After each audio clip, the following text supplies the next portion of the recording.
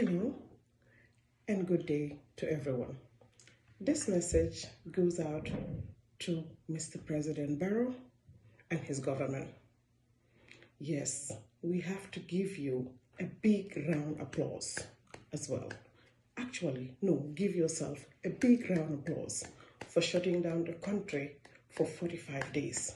We applaud you of this gesture. But what is very concerning to me and baffling, it is like, what really keeps you up at night, Mr. President?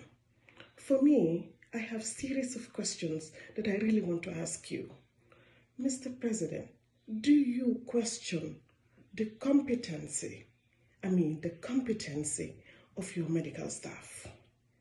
Mr. President, do you question the validity of these test kits, coronavirus test kits that we are using? Mr. President, do we know whether they are being calibrated right? Mr. President, our next door neighbors, Senegal, they're having cases every day. Well, granted, we are very happy and we thank God that we don't have as many cases, we don't have cases. But Senegal, it's actually should be very alarming to you and your government that if Senegal can have cases, isn't there something wrong? Since the President, Macky Sall, I have to give him a big round of applause also for doing a terrific job. Since he's your friend, why don't you pick up the phone and ask him for advice? Maybe send a few of his staff, medical staff, to Gambia along with their test kits so they can show us what they're doing, and then we compare what they are doing to what we're doing and see what we're doing wrong. Mr. President, do we fumigate and disinfect the whole country? And I mean daily. Do we disinfect the busiest places in the Gambia daily? Mr. President, do you have a coronavirus task force? Mr. President, and when I say task force, it's all over Gambia and its jurisdiction. Do you have a task force, coronavirus task force? Mr. President, if someone gets sick, goes to the hospital with symptoms of this COVID-19, what happens? Do we isolate this person or do we just put them in a room with a group of sick people? Mr. President, do you get daily briefing of this COVID-19?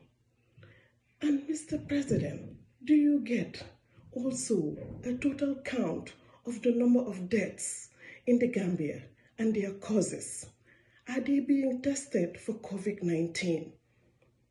Mr. President, do we have a habitable, and I mean a habitable place for these people that are being quarantined?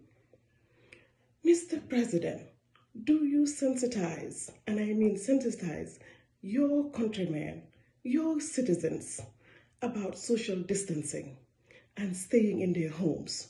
You have implemented this 45-day country shutdown, which is great, but there should be something attached to it.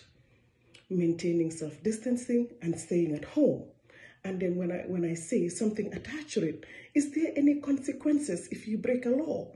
You should put something attached to it. In my state of Maryland, we are mandated to stay at home for the next through end of April.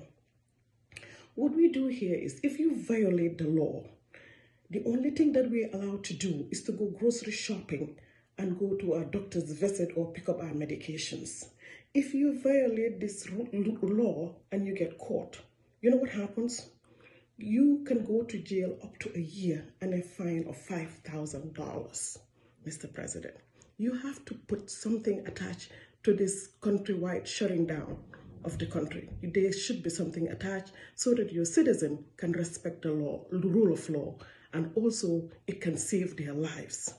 Mr. President, you are our president, the father of our nation. Please step up to the plate. Talk to your people. Sensitize your people. Talk to them about social distancing. Talk to them about wearing masks if they have to go out. Or better yet, you could could actually help even the tailors. In Gambia, we are fortunate enough that every corner you go, there's a tailor. Give them some money. Tell them to make a mask for every individual living in their street. It is better than giving them a bag of rice and a bag of onions and cooking oil.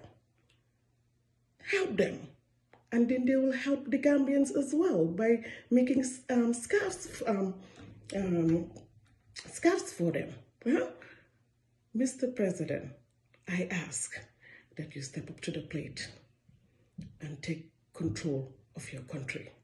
And we don't want to be remembered as the country that came last against the fight for COVID-19. We don't want to be remembered. I am not a politician. I am just a concerned Gambian. And I say one love, and I say God bless the Gambia.